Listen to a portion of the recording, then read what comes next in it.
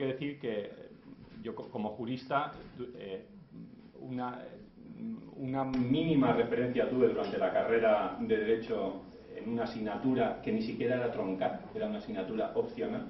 Y luego mis primeros estudios de ecología vinieron ya en las oposiciones, al letrado del Consejo de Estado, que sí que había dos temas, curiosamente, sobre medio ambiente y ecología. Y viniendo en el avión recordaba alguna de las notas que tenían mis temas de oposición, pues un poco sobre el origen de la palabra ecología, el origen griego.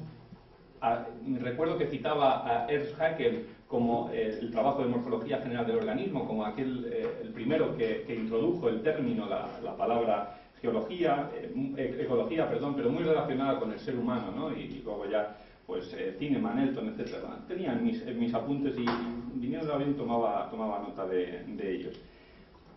Pero lo bien cierto es que esta preocupación por el medio ambiente, cuando entrábamos en materia ya jurídica, nos obligaban a decir que es una preocupación reciente. Nosotros en el derecho, es el profesor José Román Flecha, del cual no tengo un currículum, pero puedo decir dos cosas, simplemente. Por una, que es leonés y que ejerce, eso me han dicho. Sin nacionalismo. Datos objetivos, ¿eh? Un dato objetivo es que es leonés, un dato objetivo es que es catedrático de teología moral, un dato objetivo es que es especialista en muchas cosas, entre otras bioética. ¿Eh? Un dato objetivo es que ha sido, entre otras, vicerrector de la Universidad Pontificia de Salamanca o decano de la Facultad de Teología en 2 periodos distintos, por ejemplo.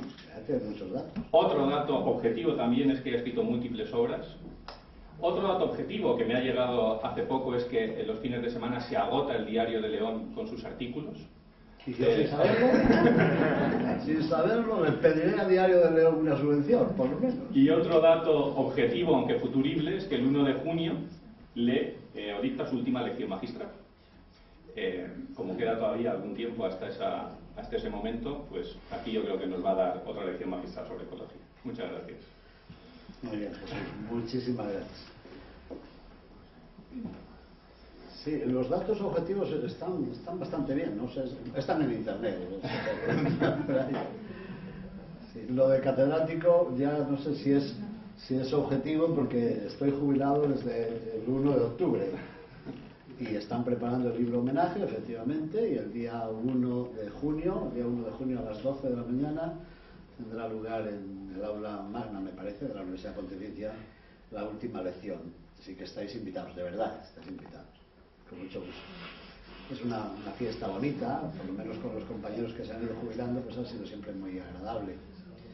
Y los compañeros están preparando, está ya preparado un libro, un Festschrift, un libro homenaje, al cual se están añadiendo ahora, en este momento, las personas que no han escrito artículo, pero dicen, yo quiero participar ahí, eso que llaman en latín la tabula gratulatoria. Pues ahí están admitiendo hasta esta semana, hasta fin de semana, todavía nombres de los que quieran aparecer ahí felicitando al que se va.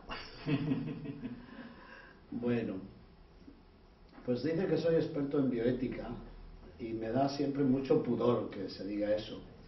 Porque cuando yo estudié en Roma, teología en la Gregoriana y teología moral en la Academia Alfonsiana, con muy buenos profesores, tuve algunas lecciones con nada menos que con Ranner, unas cuantas con el padre Alfaro y después con el padre Hering. La palabra ecología no se pronunció ni una sola vez todavía. Y la palabra bioética nunca, jamás, porque apareció en el año 1970 y yo estudiaba pues los años 68, 69, y la palabra bioética apareció con Van Rensselaer Potter en 1970. Por cierto, su primer artículo sobre bioética lo entendía casi en términos ecológicos, porque él escribía sobre la ciencia de la supervivencia, que fue el título de su primer artículo, y se refería a la necesidad de crear un equilibrio sostenible con toda la creación. Después en Salamanca me pidieron impartir la asignatura que tradicionalmente se llamaba moral de la persona. La moral de la persona ocupaba, para entendernos muy sencillamente, el 5.º mandamiento y el 6.º mandamiento, las cuestiones de no matarás, respecto a la vida, y el sexto mandamiento, las cuestiones relativas a la sexualidad y al amor. Y dentro del quinto mandamiento, en otro tiempo, mis maestros daban unas pocas lecciones. No matarás, que excluye el homicidio y excluye el suicidio y el poner en peligro la propia vida, y poco más. No estudiaban ni siquiera la pena de muerte los profesores que dieron clase. Y por supuesto no estudiaban la fecundación in vitro de Louis Brown en 1978, ni todas las cuestiones que han venido posteriormente sobre la eventualidad y la posibilidad de la clonación reproductiva o la clonación terapéutica. Todo eso que me ha tocado explicarlo y escribir sobre ello en estos años, pues es un poco debido a lo que uno ha tenido que ir aprendiendo ahora, a veces en contacto con vosotros, en congresos, en lecturas, en participación en seminarios de trabajo nacionales e internacionales. Y con la ecología y la ecoética, que a mí me gusta también aplicarle la palabra, la ecoética, pues me ha pasado algo parecido. No es que sea un aficionado, es que por obligación hemos tenido estos años que ir estudiando muchas de estas cosas. Para no divagar demasiado, os he preparado un esquema que voy a ir siguiendo punto por punto, y después, si queréis, dialogamos lo que haga falta. Tiene 5 puntos y empezamos por cada punto tiene 3 secciones, muy sencillito. Primero, la situación de un mundo profanado. Lo del profanado ya tiene su picardía. El fanum para los latinos era el templo, y el pro es lo que está delante del templo. De ahí que lo profano ha pasado a significar lo no sagrado, si es que cabía algo de no sagrado en el mundo antiguo.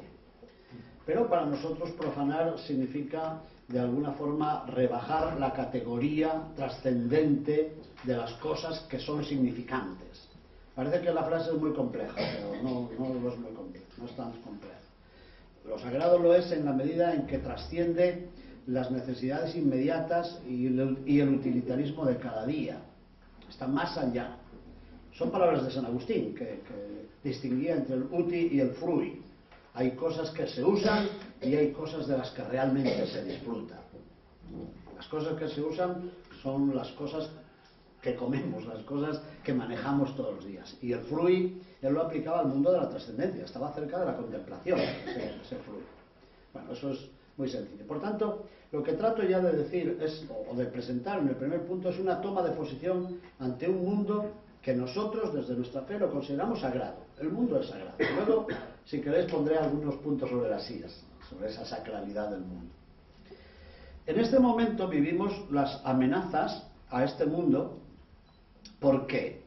Pues muy sencillo, porque hemos caído en la necedad del hombre aquel de la parábola, de la fábula de la gallina de los huevos de oro. ¿Se acuerdan? Un hombre tenía una gallina que ponía cada día un huevo de oro. ¿Y por qué esperar? Atención a lo de esperar. ¿Por qué esperar si puedo tenerlo todo aquí y ahora?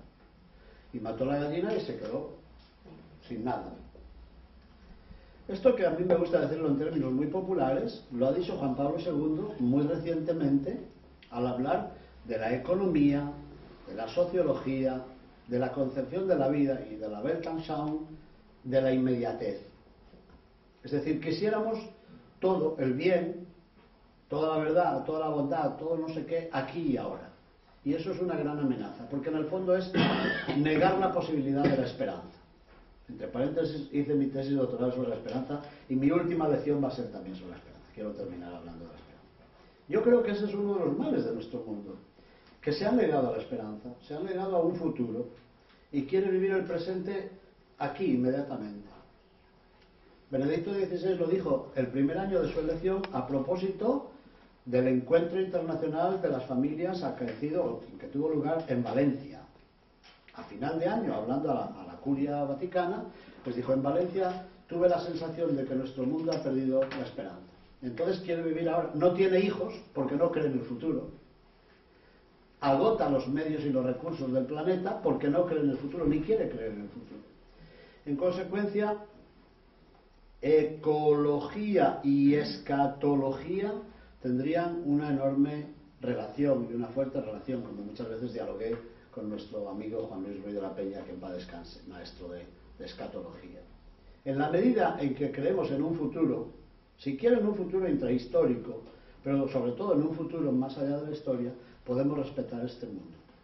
Pensaba ahora en la lección anterior, que cuando hablaba de las utopías, el maestro, pensaba en el escrito aquel famoso ya de Ernst Bloch, el marxista, que se titulaba Der Geist der Utopie, el espíritu de la utopía.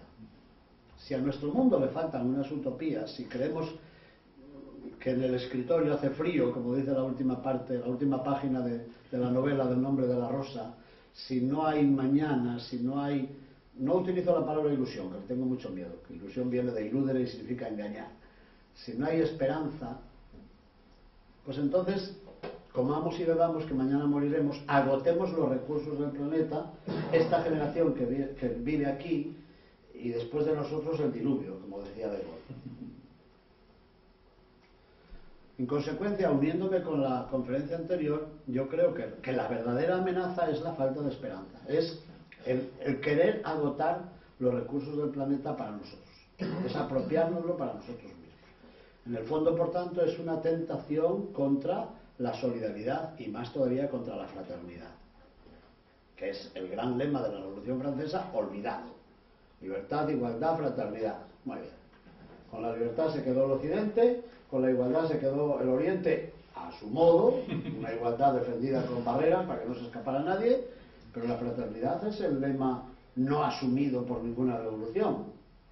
Está disponible para los que estamos aquí, a ver si nos apuntamos a esa revolución. Bueno, pues esos son los grandes desafíos, que estamos agotando los recursos del planeta. ¿Es solamente eso lo que nos preocupa? No. El Club de Roma en 1976 patrocinó una publicación que se titula Los límites del crecimiento. Es cuestión de ver si estamos creciendo en el brazo de lo técnico igual que deberíamos crecer en el brazo de lo ético y viceversa, porque si no somos monstruitos. Si estamos consumiendo más de lo que nos corresponde, etc. Si nuestro crecimiento es, la palabra ya es muy común, si el crecimiento es sostenible, sustentable, como se suele decir en inglés, o estamos gastando más de lo que ganamos, entonces estamos en vísperas de una gran crisis. Con lo cual, de nuevo, el ser humano de hoy se muestra un gastador, un avasallador de la naturaleza. Bueno, eso fue en el año 72. 20 años más tarde, el Club de Roma encargó a la misma comisión, en la que estaban los Midos, la familia y algunos más, le encargaron otro estudio que fue publicado en español por Aguilar y El País, que se titula Más allá de los límites, Beyond the Limits. Nos hemos pasado, 20 años más tarde. Es un libro sobre el cual hablé también muchas veces con Juan Luis, que fue profesor en la Universidad Pontificia, como recordaréis muchos de vosotros. Porque dice, con el juego de escenarios, cuánto ganamos, cuánto gastamos, cuánto producimos, etcétera, va haciendo diversos escenarios. Y todos ellos dan por resultado el desastre, la catástrofe. ¿Y qué solución hay? Y para sorpresa de todos, dice, la primera solución es que nos digamos la verdad. Segundo, que creemos redes de comunicación entre nosotros, y asómbrate. Y tercero, que aprendamos a amarnos unos a otros. Y uno dice, vaya, al fin, después de tantos siglos hemos descubierto que a lo mejor Jesús tenía razón, y Moisés. Con Juan Luis hablábamos muchas veces de esto. ¿Te has dado cuenta? Desde un estudio meramente técnico, con ordenador, o nos amamos o destruimos el medio ambiente. O sea, la única solución es que de verdad aprendamos, como digo, la fraternidad. Pero a la hora de estudiar la ecología y la ecoética y los desafíos ante el medio ambiente, no hay una sola ecología. Hay una señora italiana, a la que yo estimo mucho, tiene un librito, Maria Chiara Tallacchini se llama, que ha estudiado las éticas del medio ambiente, las ecoéticas, le hizo la recensión en la revista Salmanticensis. Y las coloca, como es ya habitual, en los dos bloques, lo que llaman la ecología profunda y la ecología somera, Deep Ecology and Swallow Ecology. Pero la ecología somera es la que dice, bueno, a ver si los recursos, los residuos los metemos en bolsas distintas, en contenedores distintos, de acuerdo con un color. Bien, Bien, pero hace falta algo mucho más serio, y es el cambio no solamente de actos, sino el cambio de actitudes y una auténtica comprensión del ser humano. La Deep Ecology, la ecología profunda, además, parte de una antropología revolucionaria, que dice más o menos lo siguiente. Ecología viene de oikos, que significa casa. Oikos es la casa, ¿no? Viene también oikonomía. Bueno, el hombre es el último ser viviente que ha llegado a la casa y de repente ha dicho, estos muebles están mal, y pone a organizarlo. Lo que tiene que hacer el hombre para respetar el medio ambiente, lo primero es comprender que es el último llegado. Es decir, a ver, ¿dónde me siento? Dan ustedes su permiso. Dicho de una forma un poco distinta, el primer paso para una auténtica ecoética es que el hombre deje de reivindicar su postura de centro y señor del universo. O sea, olvídese de un antropocentrismo metafísico, ético, social, político, etc. Claro, esto dicho así pues nos deja tan tranquilos, pero luego sacan unas conclusiones enormes, que al final pues ocurre como el comentario que os he mandado de los embriones esta misma semana, a todos los que recibís mis correos electrónicos que os mareo todas las semanas. Lo vi estos días que estuve en Roma, en el periódico Avvenire, la noticia de que la Unión Europea pretende, bueno, pues que nos ahorremos ratones en los animalarios y que los test de toxicidad de los productos farmacológicos que van a estar en el mercado sean testados, sean experimentados sobre embriones humanos congelados a nitrógeno líquido a 196 grados bajo cero, que es mucho más barato, más sencillo, ocupa menos espacio, menos personas. Así de sencillo, y nos quedamos tan tranquilos. Los ratones hay que respetarlos, pero los seres humanos, ¿para qué? Bueno, pues eso es una cosa muy seria, que tiene que ver también con la filosofía de Peter Singer, el australiano. Si nos comemos un tomate, ¿por qué no vamos a poder eliminar un embrión? Y él va mucho más allá, como se ha planteado también hace poco en una revista científica de altísimo nivel. Si sí al aborto, ¿por qué no al infanticidio? Y así seguimos, ¿no? En consecuencia, esa ecología profunda no se puede separar solamente diciendo, es cuestión de medio ambiente. No, es cuestión de antropología, es cuestión de preguntarse lo que significa el ser humano. Agustín Domingo Moratalla, en la presentación de la conferencia anterior, citó, y luego voy a volver sobre ello, un párrafo muy importante, muy bonito ciertamente, sobre las culturas de la encíclica Caridad en la Verdad. Pero en esta misma encíclica el Papa Benedicto XVI una y otra vez repite, es cuestión de antropología, de preguntarse qué es el ser humano, y lo dice con dos palabras latinas. Es un momento del out. ¿Creemos que el hombre es creado a imagen de Dios, que tiene una dignidad, o creemos que es un cuento imbécil contado por un idiota, que diría el Hamlet de Shakespeare? Bueno, pues elijamos. En consecuencia, no es solamente que agotemos los recursos del planeta, sino preguntarnos quiénes somos, y qué hacemos aquí, y qué pintamos, y cuál es la identidad y la naturaleza del ser humano. He puesto ahí en el número 1.3 los desafíos a la fe cristiana, porque, los cito muchas veces, se nos ha dicho, y en concreto al principio el primero de todos fue Lynn White, en el año 1967, con un artículo publicado nada menos que en la revista Science, que se titula, en inglés, Las raíces históricas de nuestra crisis ecológica, en el 67 ya. Y tan tranquilo dice, ¿de dónde viene esto? La culpa, como siempre, es de los judíos y de los cristianos. ¿Por qué? Porque se han tomado en serio ese capítulo del Génesis, ese versículo, capítulo 1 del Génesis, versos 26 y 27, donde dice que dijo Dios, hagamos al hombre a nuestra imagen y semejanza. Y luego se dirige a nosotros y dice, a ver, imperativos, creced, multiplicaos, dominad la tierra, henchidla. Y dice Lynn White, ahí viene, esta gente se han tomado en serio el mandato de Dios, creen que tienen el carnet para dominar la tierra, y la han dominado hasta que la han esquilmado y la han violentado a esta tierra. No solo él, sino poco tiempo después, en Cambridge, en el año 1977, Forrester publica un librito que se titula Dinámica Mundial, que repite las mismas ideas pero recalentadas. Y después Emery, en el año 72, en Hamburgo, en alemán escribe Das Ende der Vorsehung, el final de la providencia, Die gnadenlosen Folgen des Christentums, que es, dicho en alemán, pues no me suena a nada, pero se lo traduzco. Las consecuencias desgraciadas, sin gracia, sin la gracia. Decimos que el cristianismo es la religión de la gracia por las consecuencias desgraciadas del cristianismo. El final de la providencia.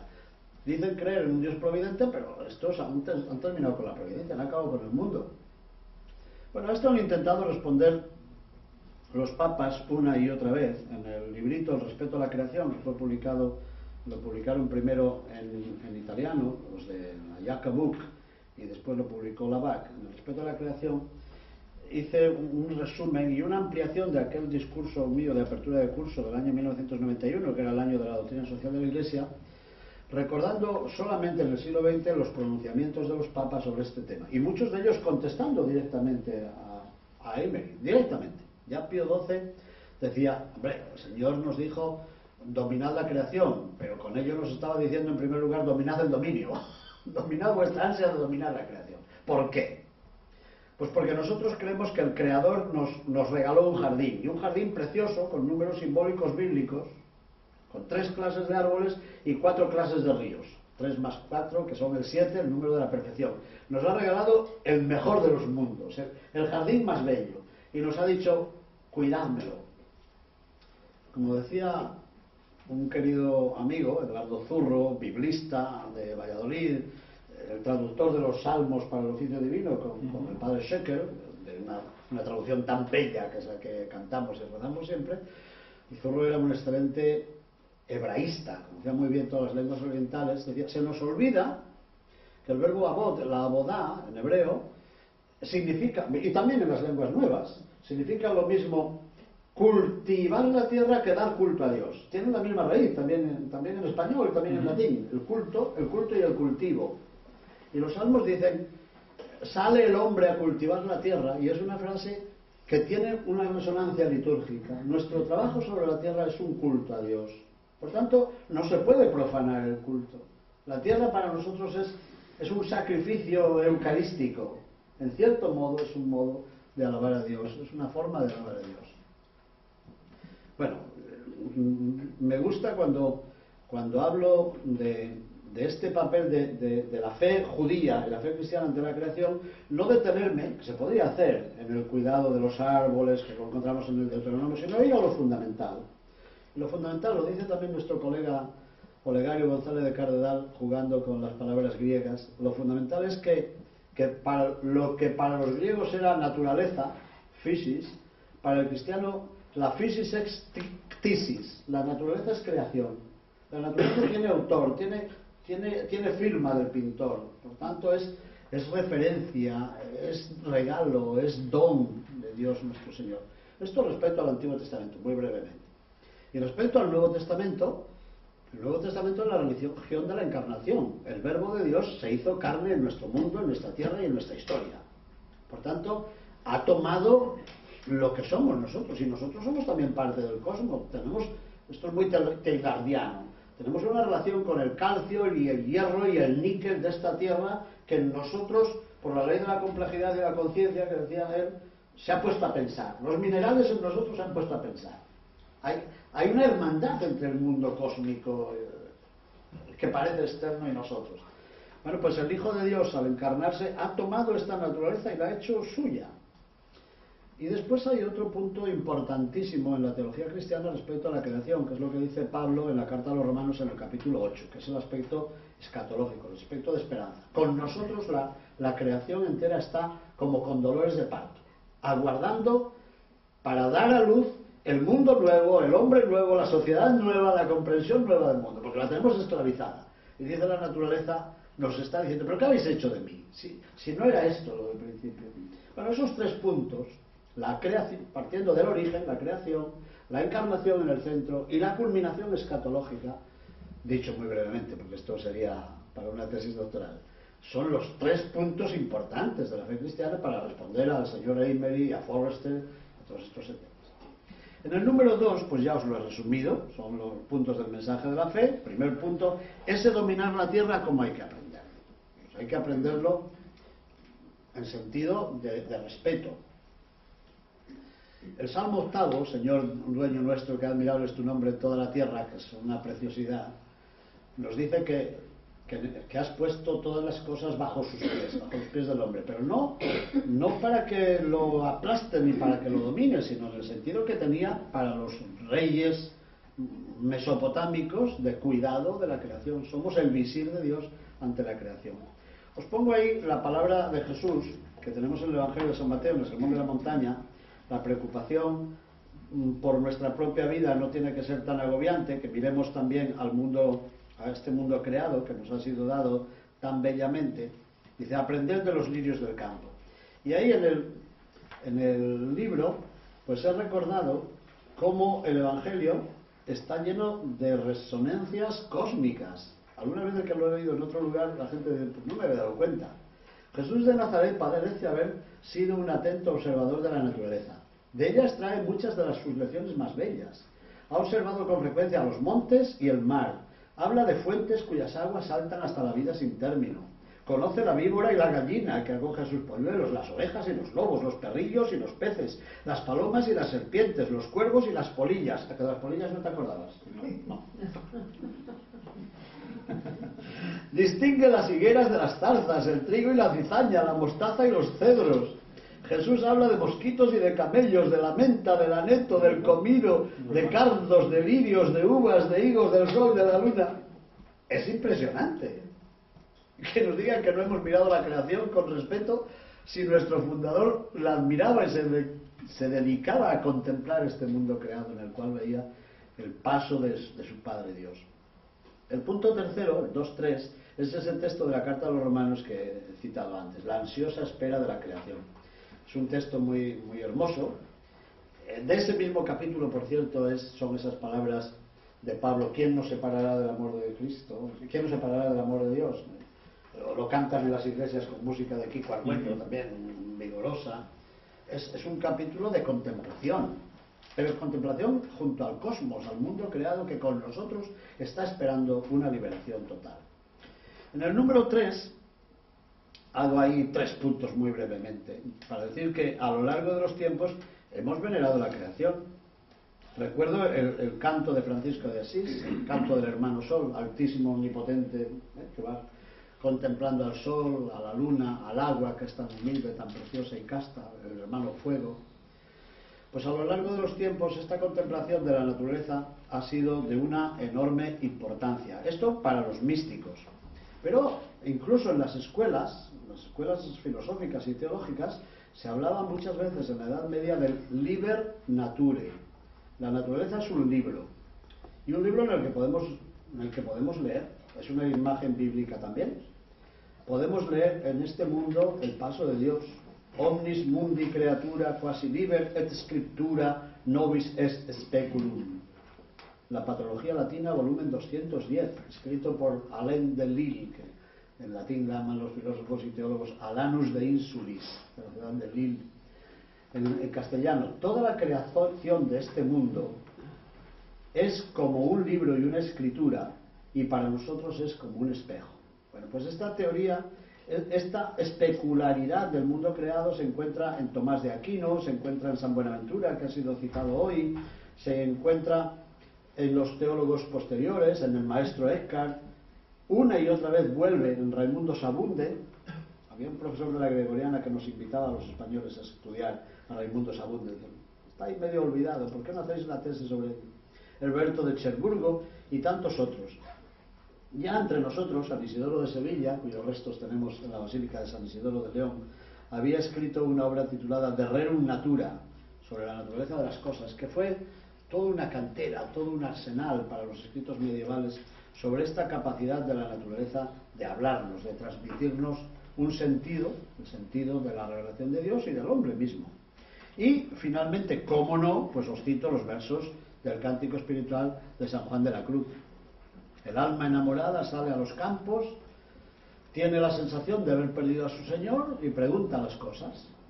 Decidme, oh bosques y espesuras plantadas por la mano del amado, oh prado de verduras, de flores esmaltado, decid si por vosotros ha pasado. Y las cosas contestan, Contestan con los versos que he puesto ahí al principio. Sí, ha pasado por nosotros. Mil gracias derramando pasó por estos sotos con presura, y yéndolos mirando con sola su figura, vestidos los dejó de fermosura. Es por tanto la naturaleza no solamente un libro que da lecciones de cosas, sino que nos invita a la contemplación de la madre. Yo empecé a dirigir una tesis que luego no ha fraguado, no se ha escrito, sobre la naturaleza en los teólogos de Salamanca y en las escuelas del siglo XVI. Sugería al alumno que empezó que estudiase la naturaleza en los escritos de Fray Luis de Granada. Es un tema que yo no sé que nadie haya estudiado, pero es de una riqueza impresionante. Don José Ignacio Tellechea, que en paz descanse, profesor también de la Universidad Pontificia de Salamanca, en una lección que tuvo preciosa en la universidad, decía: hay tantas cosas no publicadas de nuestros clásicos, y citó a Cipriano dijo, el leonés Cipriano de la Huerga. Bueno, pues no cayó el saco roto. Al final han sido los profesores de latín de la Universidad de León los que han estudiado y traducido las obras de Cipriano de la Huerga. Y a mí me pidieron que añadiera un comentario. Dijeron, bueno, que un teólogo leonés del siglo XX comente algo de un teólogo leonés del siglo XVI. Este cisterciense, profesor de escritura de la Universidad de Alcalá y con un conocimiento del latín, del griego y del hebreo muy semejante a Fray Luis de León. Bueno, las cosas hermosas que dice de la naturaleza son también para otra tesis doctoral. O sea que a lo largo del tiempo muchos de nuestros antepasados han ido estudiando esto. Respecto a la doctrina de la Iglesia, pues me refiero, y en el libro están recogidos también los últimos papas, yo creo que ya Pablo VI hablaba del dominio de la naturaleza, el dominar el dominio, nuestra sed, diciendo que al final, pues si la naturaleza sufre es porque nosotros somos codiciosos. La nueva ética social, sobre todo desde la Octogésima Adveniens del Papa Pablo VI, que es el que habla expresamente de la ecología, de una ecología social, de una ecología humana y de una ecología ambiental, que dice, no nos basta con respetar la naturaleza si nosotros no tenemos una ecología humana que cree unas actitudes humanas autónomas. Pues después se ve reforzada en documentos pontificios importantes como la encíclica Centesimus Annus, escrita por el Papa Juan Pablo II para recordar los 100 años de la doctrina social de la Iglesia. Pero el mismo Juan Pablo II publicó en el año 1990 el mensaje para la Jornada de la Paz. Para los más jovencitos que a lo mejor no lo conocen, sabéis que desde los tiempos de Pablo VI, desde 1967, el día 1 de enero de todos los años se celebra la Jornada de la Paz. Y para cada año ha habido un lema especial. Si quieres conservar la paz, promueve los deberes de la familia, los valores de la familia, lo que sea. Bueno, pues Juan Pablo II escribió el mensaje para aquel año muy hermoso sobre la naturaleza, que es una de las fuentes de el moderno pensamiento de la Iglesia sobre la ecología. A los 20 años, el Papa Benedicto XVI ha vuelto sobre el tema y lo ha completado también para la Jornada de la Paz. Pero posteriormente, Benedicto XVI ha publicado una carta sobre la Eucaristía y me ha encantado. Me ha encantado porque me recordaba el himno del universo de Teilhard de Chardin. Teilhard de Chardin, antropólogo y paleontólogo y tantas cosas, y filósofo y teólogo, que él decía que pasaba de un campo a otro con toda tranquilidad él mismo, pues parece que estando en uno de los desiertos de Asia se encontró un día sin pan, sin la hostia para celebrar la misa, y empezó a escribir el himno del universo, la Messe sur le monde, la misa sobre el mundo, con un introito: Benissimo a ti, bendita seas tú, áspera materia, roqueda profunda. Y en un momento en el ofertorio dice: mira, Señor, otros días yo te ofrezco en la patena, el platillo de la misa, te ofrezco una parte del cosmos, un poco de pan. Pero hoy no tengo la parte. Solución. Te ofrezco el todo. Te pongo aquí la creación entera. Conviértela en sacramento de tu presencia en el mundo. Para mí es impresionante. Esa misa sobre el mundo, que tiene muchas resonancias, también es la base para una espiritualidad laical. para una espiritualidad del compromiso en el mundo. Es una riqueza que aprovechó también ya el Papa Pío XII. Bueno, pues esa idea de la Eucaristía sobre las cosas del mundo, a la cual yo le he dedicado otro estudio, otro escrito, la vuelve a tomar ahora Benedicto XVI en su documento, en su carta apostólica Sacramentum Caritatis, el sacramento de la caridad. Le dedica un gran espacio a celebración de la Eucaristía y respeto a la creación, a la naturaleza que tenemos delante. Cosa que no se hacía generalmente, porque en otro tiempo los santos padres decían: si veneras el cuerpo sacramental de Cristo, tienes que venerar también el cuerpo social de Cristo. No puedes ignorar, decía San Juan Crisóstomo, ¿cómo niegas tú el derecho a sentarse a tu mesa a aquellos a los que el Señor ha sentado a la suya? ¿Cómo puedes celebrar la Eucaristía si luego no das de comer al pobre? Eso en el Oriente, en Constantinopla. Y en Occidente San Agustín decía: cuando te acercas a comulgar, el sacerdote te dice el cuerpo de Cristo, no te está preguntando ¿crees que este pan es el cuerpo de Cristo? Te está preguntando ¿estás en buena relación con el cuerpo social de Cristo? Si sí, este es el signo. Y si no, el signo no significa nada. Es impresionante. Bueno, pues durante mucho tiempo, como digo, siempre, se había visto la relación entre la Eucaristía y la caridad social, digamos. Pero el Papa, yo creo que por primera vez, insiste entre Eucaristía y respeto al mundo en que vivimos, en consagración del mundo creado. Bueno, y después ha insistido en ello varias veces. En el Congreso de Ecología en el que tú viniste, ¿no?, en Salamanca, dedicamos también un espacio a eso, a la doctrina de Benedicto XVI sobre la ecología.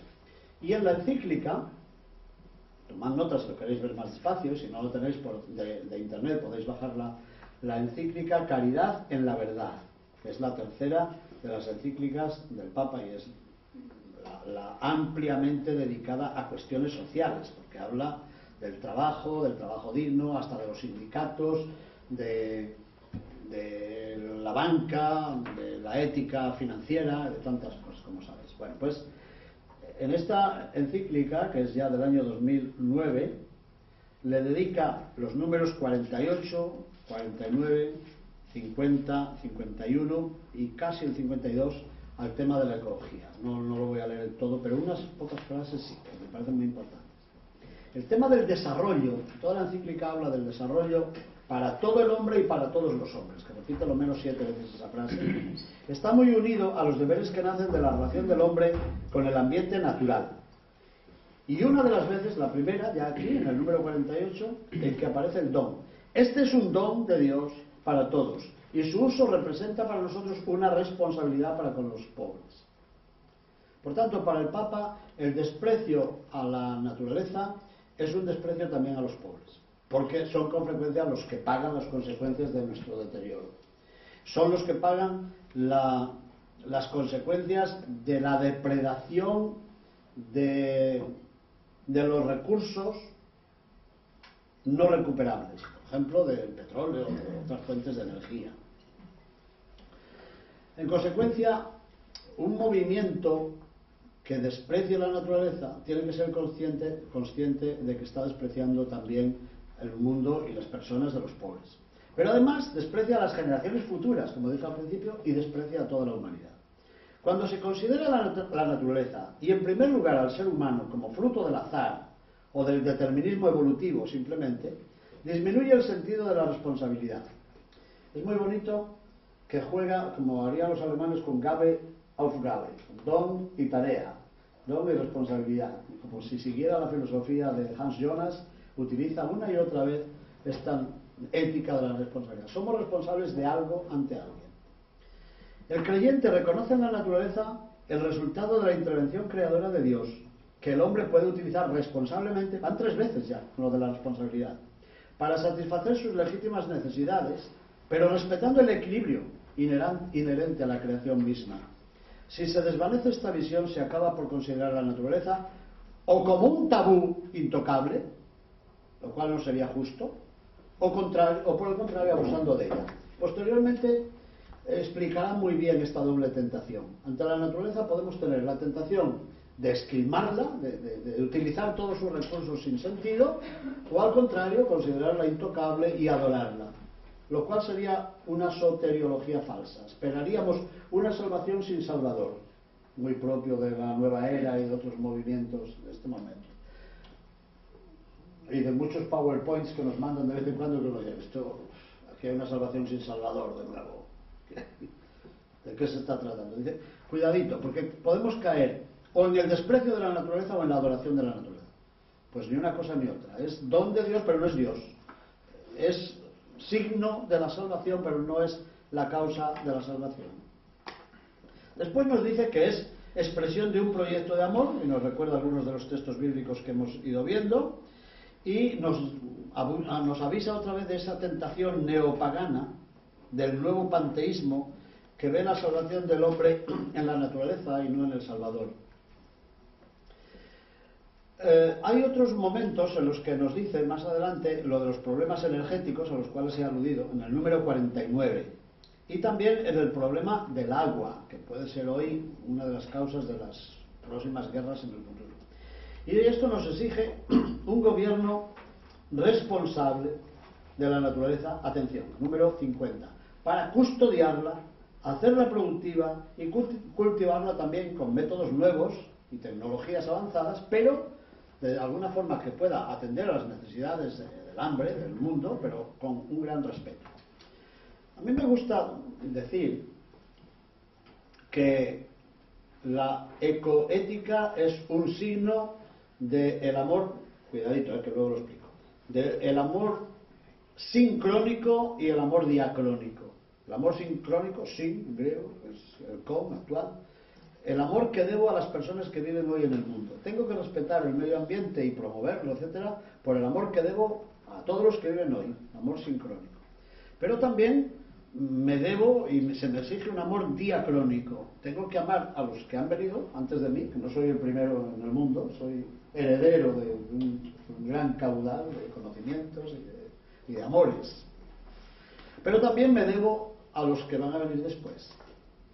Esa frase se la atribuyen al jefe indio Seattle, que dice: la tierra no la hemos heredado de nuestros padres, sino que la tenemos en préstamo de nuestros hijos. Pues tenemos que respetar el medio ambiente amando a los que hoy viven y amando a los que van a venir.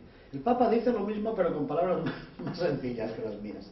Dice que el respeto al medio ambiente nos exige hoy una responsabilidad intrageneracional y una responsabilidad intergeneracional, con los que hoy viven y con las generaciones que van a venir, más sencillito. Bueno, todo el punto es enormemente importante. Y finalmente, la tarea cristiana.